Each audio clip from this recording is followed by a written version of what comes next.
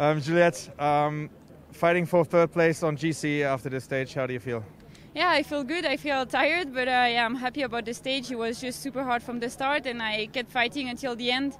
The last climb was really long, and Kasia Niewiadoma did a really hard pace, and I could just hold her wheel. I could not take any turns, but I could just hold her pace, which was nice. And a few girls got dropped in the final kilometers, so it was nice, and I'm just happy about how it went.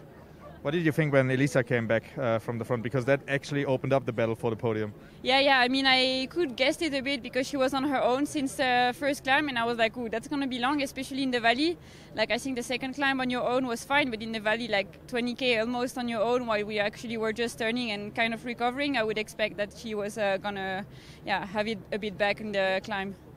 We all know that Annemiek can do something like that, but still, it's a surprise every time again, I think. What did you think when they went at 85 kilometers to go? Yeah, I was like, ooh, already now, and I was like, I can just not follow that. If I try to follow, I will not make it till the end. And I know Annemiek can hold that pace forever, so I also didn't try to follow her because she's just stronger than the rest.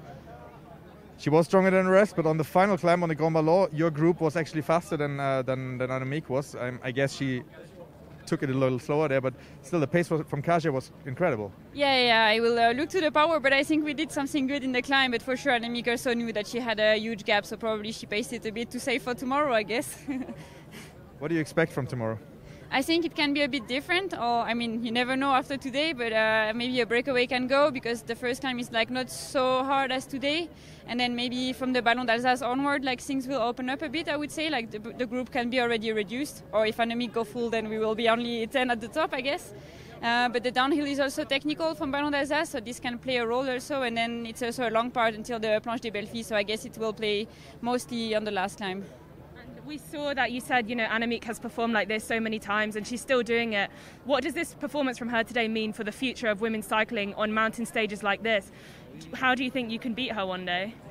I think it's a bit hard to beat her. I think only when she will retire, then we will have a bit more fight for the win. But she's just stronger than the rest. Only when she's sick, we can beat her. So she's just on top of everyone. How do you explain that, basically? I mean, she was sick this week, at least he said she was. And how is it possible after being sick 2 or 3 days later to do something like that? I don't know. When I'm sick, I'm mostly just not performing. And especially in a stage race, I think it's hard to recover from it. So it's just impressive what she does. Last question, please. Why do you think she is so much better than everyone else? What does she do that you guys don't?